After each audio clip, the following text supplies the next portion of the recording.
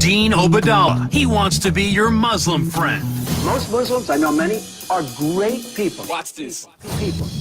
You're listening to the Dean Obeidallah Show, where comedy meets politics and all things in between. And welcome back to the Dean Obeidallah Show. We're live right here, Tuesday, September 11th. I'm on Twitter, of course, where I'm needy, waiting for you to follow me at Dean Obeidallah. Send me an email, dean@deanofradio.com. Though right now we are live streaming on facebook.com/deanofradio for our next guest in studio, Professor Carol Anderson from Emory University. She's written several books, including the New York Times bestseller, White Rage. We had her on to talk about that. Now her brand new book out, One Person, No Vote, How Voter Suppression is Destroying Our Democracy. Professor Anderson, nice to see you in person. Oh, it's so nice seeing you, Dean. So I loved White Rage, which was really, well, to remind people, what was White Rage so they understand? So White Rage, I talked about in terms of not being like the Klan that we're used to when we're thinking about White Rage, but in fact being that kind of quiet, corrosive, subtle efforts of policymaking to undermine Black advancement in these key moments when African Americans are gaining access to their citizenship rights. And so we see it in the courts, we see it in the legislature, we see it coming out of the White House and out of the governor's mansions, where you get redrawn district lines, where you get new barriers to access to the vote, all of those things, where you get the war on drugs coming right after the civil rights movement. Yeah. It's very, let me ask, slightly off the topic, but focus on race and trying to build bridges, which I always try to. When I have conversations with white Americans, I should say, even some liberals, but mostly non-liberals, and you bring up race, there's a defensiveness that happens with them where on some level, even if you bring up a white supremacy about in the past or something, this defensiveness, like it's an accusation. How is there any way to get beyond that where we can actually have conversations? Because I think most white people, well, I think it's pretty clear, are not white supremacists. Some are, and we're dealing with Trump, who I think is a white supremacist, and some of his base that are, but most white Americans are not that. But they get defensive when we have to talk about race. And polls show they don't want to talk about race after big issues like Michael Brown, many of those. So what have you found? And so what I have found is that I began to explain, like I did in White Rage, how the racism that is targeted at African Americans not only takes down African Americans, but it takes down the quality of life for all of us. And so when we go about trying to weaken democracy by weakening a group of our citizens, we're actually weakening the United States. And so when you look at what happened with Brown, where the Brown decision just got eviscerated, got toyed with, got played with, got delayed, and denied. Think about what that means in terms of having the kind of school systems where we've got one of the best school systems in the world, where it doesn't matter where you live. Think about how economically competitive the United States would be with that kind of school system. Think about how it would mean if, for instance, in the war on drugs, where we spent $1 trillion locking up the folks who do drugs about at the same level as whites for some drugs and not as much, like for cocaine, where we spent $1 trillion. Think about what that could have meant for lowering the cost of higher education or college education for everybody. And so when we begin to, when I talk about racism, and I talk about the kinds of policies that are targeted towards African Americans, it's not like it just hits African Americans. And so when we begin to think of it in terms of the we, then we're having a very different kind of conversation. That's interesting. I'm going to use it. I think that's very good. I've never thought of it that way, because it becomes instantly this kind of almost combative thing. And especially when you bring up white privilege. Whoa. And people, they're like, I don't have any privilege. I'm like, first of all, as a former white person, I knew what white privilege was. And I was just talking about it earlier. I had white privilege and I lost it. And because now in the post 9/11 America, I get racially, religiously profiled, demonized. I had politicians demonizing my community for just being Muslim or being of Arab heritage and trying to be defined by our worst example. White people never go through that. That's part of your privilege. And they go, that's the way that it should be, but unfortunately it's not that way. It's the world we live. So I lost my white privilege. Right. I mean, so think about it this way. Nobody says after Dylan Roof that young white men should not have access to guns. Mhm. That's not even an idea that crosses the kind of political discourse. Right. Nobody even thinks about that, and nobody thinks that a Dylan Roof or that a Jeffrey Dahmer or that. I mean, so as you begin to go down the list of serial killers and mass murderers, wow, we see a lot of disaffected white men. Sure. But it becomes singular. Well, they had issues. Well, they were bullied, but it doesn't disperse out and they don't become representative of the whole. They, in fact, become the anomaly. And that's what is so different about the ways that white privilege works versus the way that it is to move as a minority in this society. You know that you're always judged by the very worst. And never the very best. Right. And that's an interesting point, because I'll have people who will say things about Muslims in a bad way, and they'll go, but Dean, you're one of the good ones. And like, to me, my goal is what you said, is that the bad ones are the exception. The rest of us are just like me. We're living our life. Right. Some are more religious, less religious. That's just life. But ISIS is the exception. They're not the rule, and then I'm the exception. And that's the paradigm that I'm fighting against all the time. That is the paradigm. Let's look at it this way. Donald Trump is not seen as an exception in terms of being able to get into the University of Pennsylvania, an Ivy League university. Sure. Right? But we can tell that brilliance is not Donald. But yet we have had lawsuit after lawsuit after lawsuit dealing with affirmative action as defined in the most inaccurate ways as letting in all of these unqualified minorities, when in fact the biggest beneficiaries of affirmative action in college admissions are males.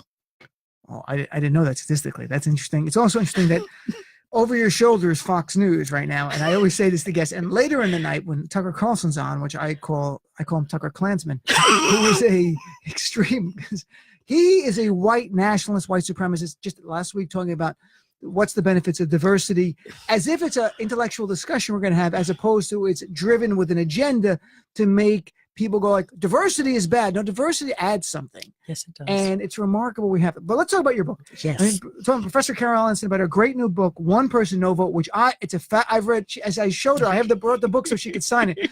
But I circle so many pages in the book as I read it, because I read it like I was in law school back to when I was like, I read it like I'm going to have a test on it. And so you're here to quiz me on your book. So you talk about in your book, Black voter turnout in 2016, down 7%. Explain why, because it's very eye-opening what you went through. Okay, so after the election, I'm reading through all of the news reports, and they're like, "Ooh, Black folks didn't show up. African Americans just stayed home." And then it was like, well, it's because they just weren't feeling Hillary. Hillary just didn't have Obama's magic. She couldn't keep that Obama coalition together, so folks just stayed home. And besides, she is a little corrupt. And so it was all about Hillary being bad and Black folks just being disaffected with her and wanting none of her.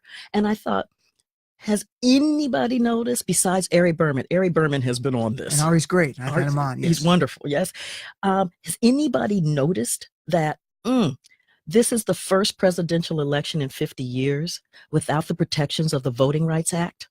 And when the Supreme Court in 2013 gutted the Voting Rights Act in the Shelby County v. Holder decision, states went wild. They lost their minds and started implementing all of these voter suppression techniques targeted at the coalition of African Americans, Latinos, Asian Americans, youth, and the poor to, in fact, depress that voter turnout of that group. And so if you can haul that electorate out, so what you have left is overwhelmingly white, overwhelmingly wealthy, or overwhelmingly suburban, then you have had the politicians pick their voters instead of the voters picking who their representatives will be. Is it too simplistic? Because I've said this before, but tell me if it's too simplistic. You're a professor, to say that in today's modern era, Democrats want to make it easier to vote. Republicans want to make it harder if they think you're going to vote against them. That is simplistically beautiful. So I like it. So because I mean, in the old days, it was the Democrats who had poll tax, literacy tests, everything. That was all them. It was conservative Democrats. Yes. And there's no and there are people who bring that up, like right wingers. I go, they were conservatives first. They weren't liberal Democrats that were doing this. It wasn't. But in any event, so today their goal of the right is to implement laws to make it more difficult for those people who might vote against them to actually cast their ballot. Exactly. And so was it Paul Weyrich said, who was the head of ALEC and helped found the Heritage Foundation. He said, I don't want everybody to vote because frankly, our power goes up as the voting populace goes down. Yeah. And so when that is the blueprint for this, is that we have more power the fewer people who vote, then you've got the recipe there. Okay, so how do we get in a democracy fewer people to vote? And so what you see are a range of mechanisms, a range of different tools that are being used, from voter ID to voter roll purges to not putting enough resources into minority polling stations. So you have these lines that stretch, like in Miami, for 7 hours. You do these kinds of things to demoralize the electorate, to dissuade them from voting, so that they just stay home. And what's great about your book, One Person, No Vote, is that you also go not just present day, but you go back historically and document the sinister actions by Democrats in the South to prevent African Americans from voting. And some are by their own laws and some are by violence, outright just murdering people. So could you talk a little bit about the first things I think I'm right in your book was like poll tax, literacy tests, and the white primary. What was going on there? And so what you had there is in 1890, because prior to that time, between the end of the Civil War, about 1867, when you get the Reconstruction Acts, African American men can vote. And they started voting, and you start getting Black elected officials. Well, by 1890, the South was like, okay, we're tired of this. How do we get these Black folks to not vote? And how do we do it? By staying on this side of the 15th Amendment of the Constitution, which guarantees the right to vote, based on the fact that you do not discriminate by race, right? So, and they're like, how do we say we don't want Black people to vote? But we can't write the law saying we don't want Black people to vote. Right. And so what they did was they said, we're going to take the societally imposed characteristics on this population and make those societally imposed characteristics the litmus test, the entree into the ballot. So you take poverty, because the South would grind down African Americans and poor whites, grind them down in terms of poverty. And then you say, we need a poll tax, because the other thing you have to do is you have to wrap this in the language of democracy, in the language of reasonableness. And so with the poll tax, it's like, elections are expensive. It costs a lot. You've got poll workers there, you've got ballots, you got to have somebody count them. So you got to pay in order to vote. And so you have this poll tax. The language was arcane about when you were supposed to pay the poll tax. You knew it was months in advance, but it would be on the third month of the fourth day, except divisible by 6, but not by 7, those sorts of things. So you're like, and the poll tax was cumulative. So that, say you're 21, you don't figure out how to pay that poll tax until you're 41. You owe 20 years of back taxes before you can vote. Now, remember, you're still poor. Right. So we're taking a huge percentage of your annual income to be able to vote. That poll tax with the combination of thing called the literacy test. Which, by the way, quick thing, when you mention, and in your book you said, and you just said it here, they have this, they would mask the intention to discriminate in reasonableness, and that's the voter ID laws. They do it all the time. Yes. So your literacy test, the way so please explain that if people don't know, is explain exactly like the voter ID laws. Yes, and so the literacy test said, well, if you really want to vote, then you really ought to be able to understand the laws that govern this entity, this state, this nation. And so it's reasonable to want a well-informed electorate. And so therefore we think what could be more well-informed than being able to read a section of the Constitution and explain it. Prove that you understand it. Now, where this thing gets, I believe the term is hinky, is that if you remember, this is in the era of Jim Crow. And so you have disparate funding for Black schools and white schools. On average, by the time we're in the 1940s, the average differential is 252% more is spent on white schools than Black schools. 252% more. In Mississippi, the average was over 750% in terms of the differential. 750% average. And so we turned, and in many of the school districts in the South, there weren't high schools for Black kids. So the average then for in Mississippi, Alabama, Georgia, Louisiana, and South Carolina was that more than 50% of Black adults had fewer than 5 years of formal education by the time the U.S. is fighting the Nazis. And we turn to them and give them a large passage of the U.S. Constitution or the state constitution, tell them to read it and then interpret it.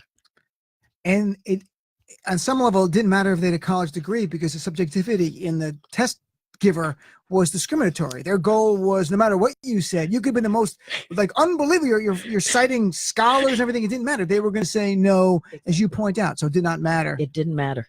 And so the combination of the literacy test and the poll tax by the time we're in the 1940s led to only 3% of Black adults in the South being registered to vote. 3%. 3. That it is unreal that they had so effective in keeping their power of both white supremacy and political power at the same time. They were intertwined, I would have to think, to be fair.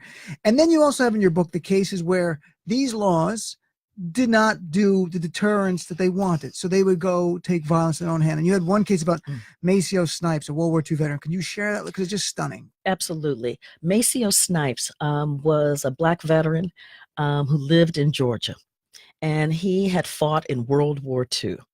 And Black veterans who had fought in World War II, I mean, first, you get this language of the Atlantic Charter, freedom from fear, freedom from want. This is what we're fighting for. Right. And then, you're fighting Nazis, right? And, it's all there. And you have the U.S. saying, yes, we're fighting Nazis. And you come home and you're like, hey, I'm an American. I am an American. And I'm going to do what American citizens can do. And that was Maceo Snipes. And he came back and he was ready to vote. And so he was going to vote in that 1946 election in Georgia. And there was a sign over the Taylor County branch that said, the Negro who votes, that will be the last thing he does.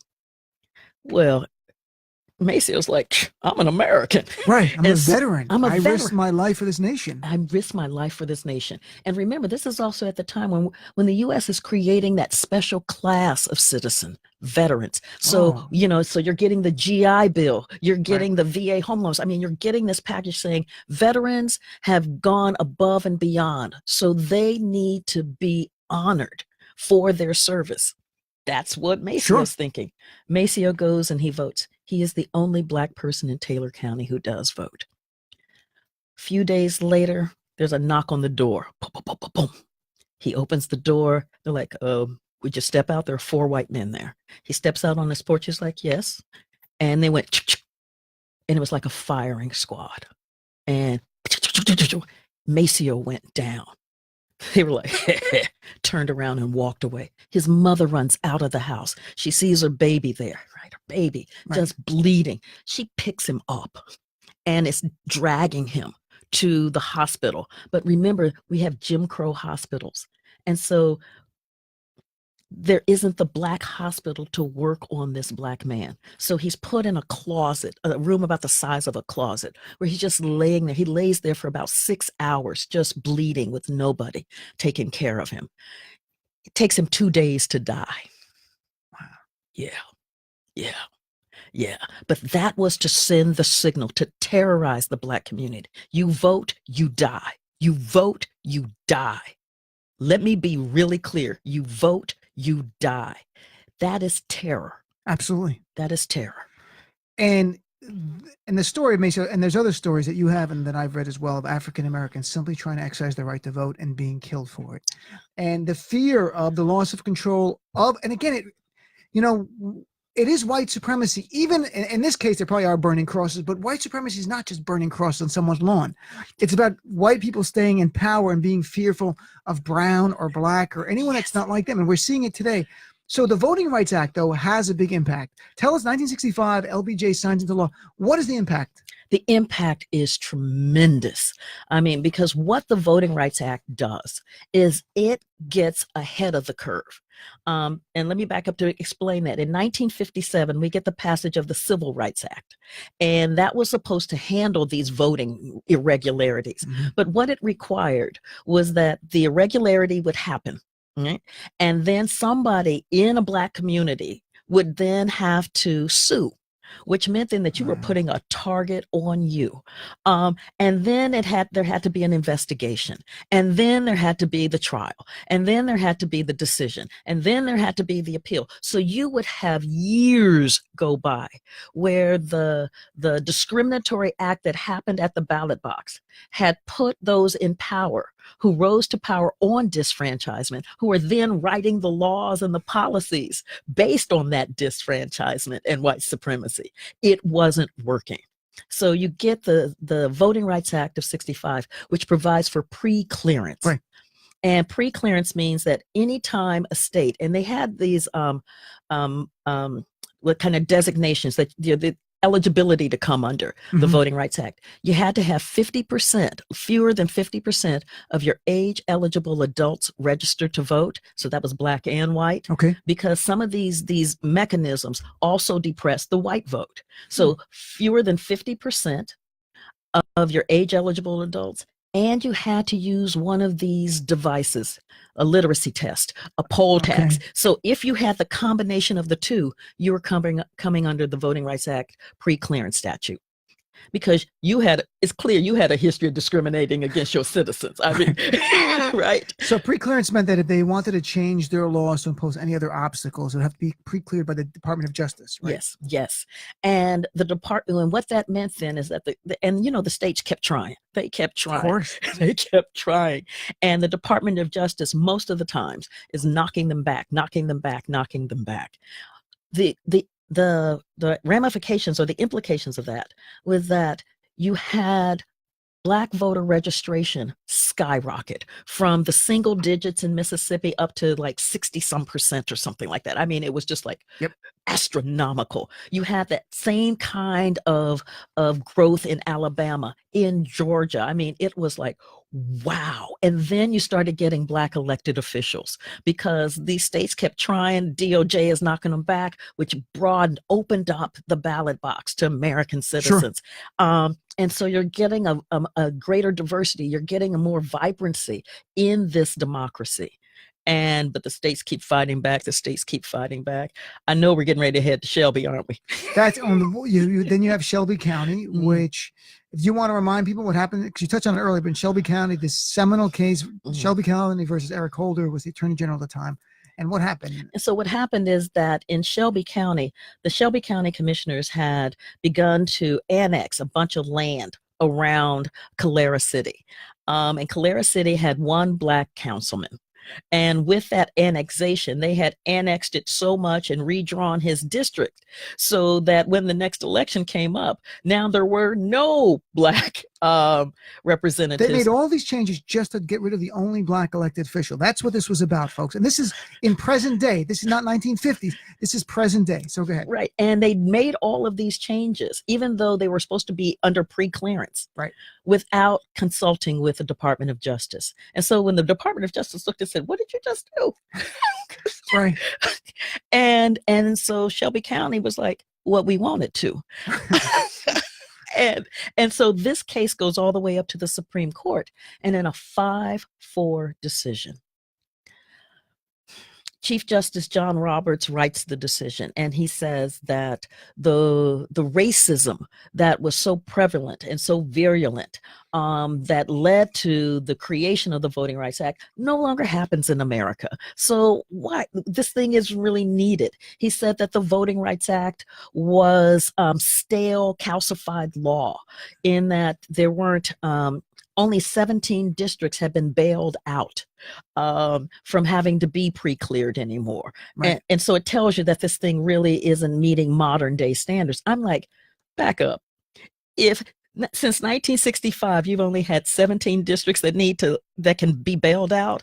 And in order to be bailed out, it requires that for 5 years, you don't discriminate. I'm like, how hard is this? Right.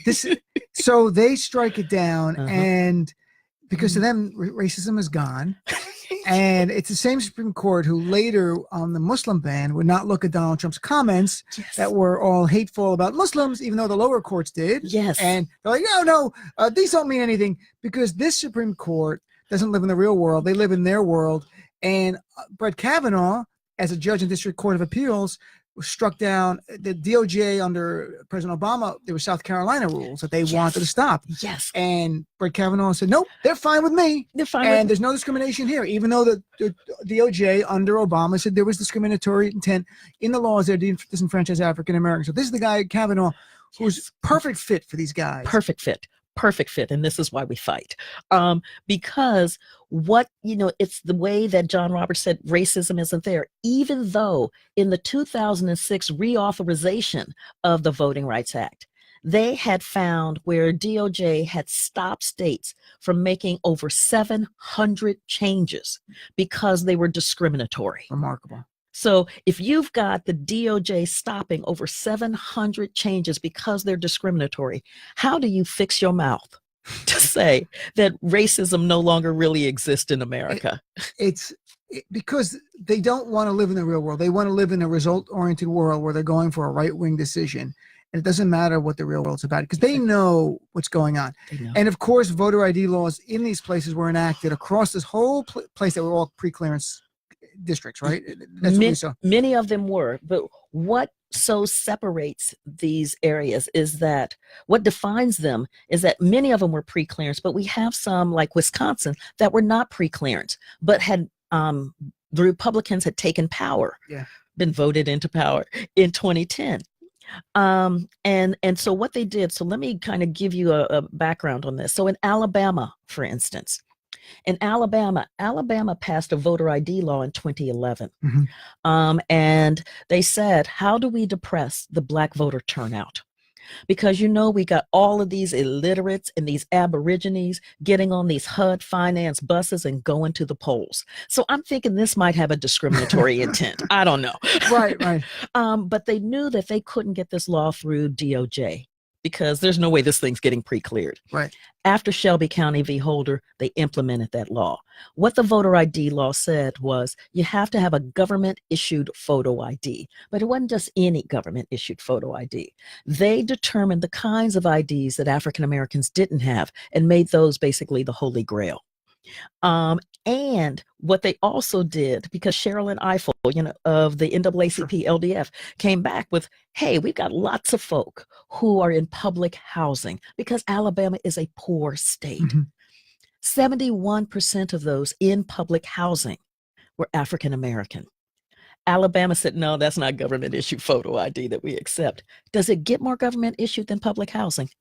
No. And it's continued to this day, the same mentality from right after the slavery ended, 1890s through today. I mean, the same mentality going on to disenfranchise African Americans because fear of losing power, losing the vote, and losing control.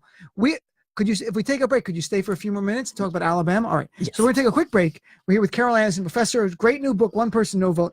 We're gonna talk about, there's a lot of heavy stuff, but now an upbeat story, but what we can learn from the Alabama Doug Jones victory over Roy Moore.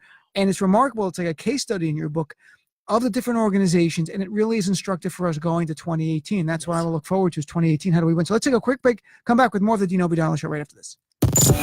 Every day between now and election day, ask yourself, what am I doing to help the resistance win? The stakes are so high, we cannot take off a single day. The Dean Obeidallah Show.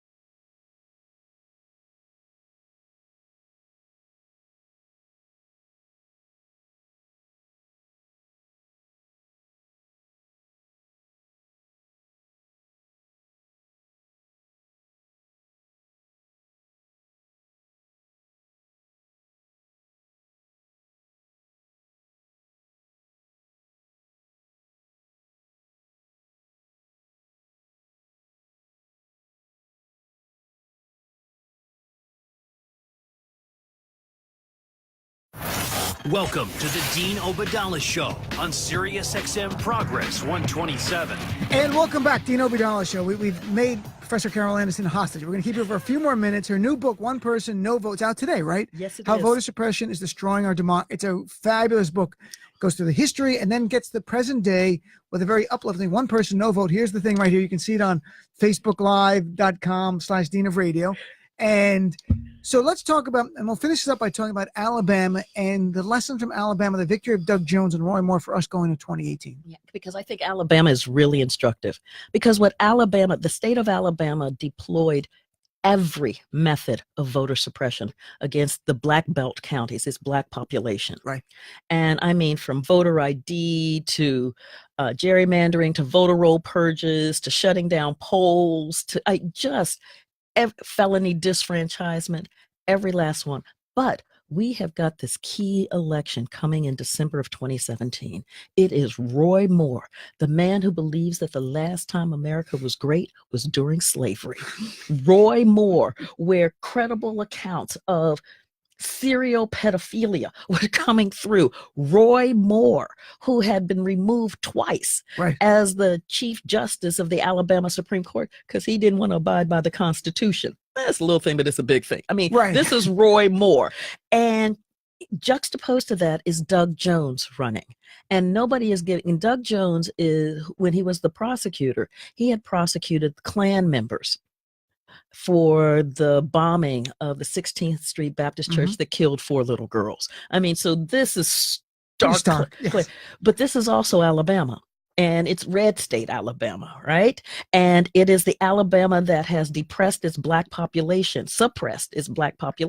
So you're looking, and it looks like the only group that has the heft to take on Roy Moore are the Black voters that have been suppressed. And so I think that talking about the felony disfranchisement piece then is a way to move into this. So in 1901, in its Jim Crow Constitution, Alabama wrote that if you have been convicted of a crime of moral turpitude, then you will no longer be able to vote. You have been disfranchised. Alabama refused to define moral turpitude. So you don't know whether you've been convicted or not. So by the time we get to 2017, that clause is still there. And 8% of Alabama's population has been disfranchised.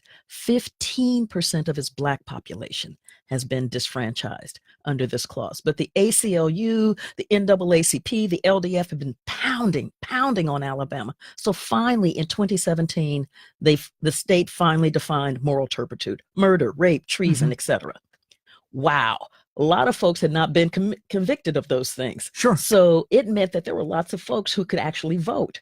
And so these groups turn to John Merrill, who's the Secretary of State, and they say, great, you know how you told all those people that they could no longer vote? Now tell them, because of this law, they actually have their voting rights back. He said, no, I don't think that's a good use of state resources. So not to inform them. Whoa. Right, exactly. Whoa. And this is when civil society stepped in. You had the ACLU and the Legal Society of Alabama stepping in and doing a massive publicity campaign saying, hey, if you've been convicted and you thought you couldn't vote, there's a new law. You might actually be able to vote. Come see us, right? We've got these restoration clinics. In these so massive campaign via radio and social media, because you're dealing with different demographics there.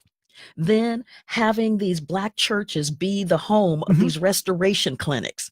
And you in there, you have a team of lawyers and volunteers going through the records. And then you have another team of volunteers, going, nope, that's not moral turpitude. Nope, that's not moral turpitude. Another group of volunteers going, okay, so now let's get you registered to vote. So this is what you're going to need. This is what you're going to need, because vote writers got in there early. So this is what you're going to need. This is what you're going to need. And boom, registered. Okay. Right.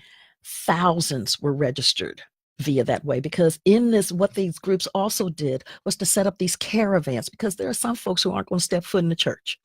Okay. But this isn't about the church. Sure, right. This is about your right to vote. So these caravans would then go to poor neighborhoods, first with that massive publicity campaign, and then set up this caravan in these poor neighborhoods, and people are coming in and check. I mean, so you have civil society. You've got the NAACP getting a list of people who didn't vote in 2016 or had voted sporadically and calling them. And then following up by knocking on doors, and they're working with Indivisible to do this, right? Then you have they also did the blinking. They did the get out the vote. So it was this because Alabama had shut down 66 polling stations. What we know is that the further you move a polling station away from the neighborhood, the harder it is to get there, the more the Sure. voting rate goes down. They set up like the Montgomery bus boycott, private car systems to ferry folks back and forth. What a remarkable. Oh my gosh. This is remarkable. Gosh. And it was all grassroots. It wasn't Democratic Party. It was grassroots from various organizations, Yes. not-for-profits, Yes. and the church, Yes. getting out African-American votes. Yes. And what was the result come Election Day? Oh, so come Election Day, and I mean this, I love this. At first, it looked like Roy Moore had it as they're counting Right. in the northern remember counties. Yeah, it just looked like he had it, and then you're like, oh. And then there was this moment. I remember this tweet came through, and it was from Bernice King, Martin Luther King's daughter, and she said, "Selma, Lord Selma," because it was in that moment with that vote count that boom, Doug Jones took the lead. And from there, it was all over because the Black Belt counties turned out. John Merrill had thought that the overall voter turnout rate would be 25%. It was actually 40. But in the Black Belt counties, the folks who had been suppressed the most, it was 45%. That is why there is no Senator Roy Moore, because civil society did the heavy lifting of democracy. That grassroots organizing was something to behold. It truly is. And I had Mayor Andrew Gillum on last week to talk about his race for governor, but also on their ballot is the initiative to restore convicted felons' right to vote, which is one of the 3 states where it's for life. For life. Like you can't, and it's a Jim Crow era law. Yes. And it's the same idea. And that I didn't realize how important it is. And I hope that people in Florida come out. I think they need 60% because it's a constitutional amendment or a change of law by referendum. But I imagine people on the right have to be petrified if they saw what happened in Alabama. They're never going to do any of this stuff again. So, well, Professor, we could talk all day, but I want to thank, and the book is One Person, No Vote. Folks, you got to get it. It's just out today. It's a great read. Also read her earlier book, White Rage, it's a bestseller. I'm sure a lot of you read that. She was on it. Professor Anderson, I wish you the best. I look forward to chatting with you again. I know you're writing a new book now. Yes. So, but we'll email you, try to get you by phone to come on and talk about issues as time goes on. I'm hoping this November people hear these stories it's about us. It's not about the Democratic Party. It's about community uniting, helping each other, the resistance coming to life. Yes, absolutely. Thank you so much for having me on, Dean. Sure. This was fun. Thanks a lot, Professor. We'll be back. We'll take a break. Come right back with more of the Dean Obeidallah Show right after this. You're listening to the Dean Obeidallah Show, where we crush Trump's lies every single day. On SiriusXM Progress 127.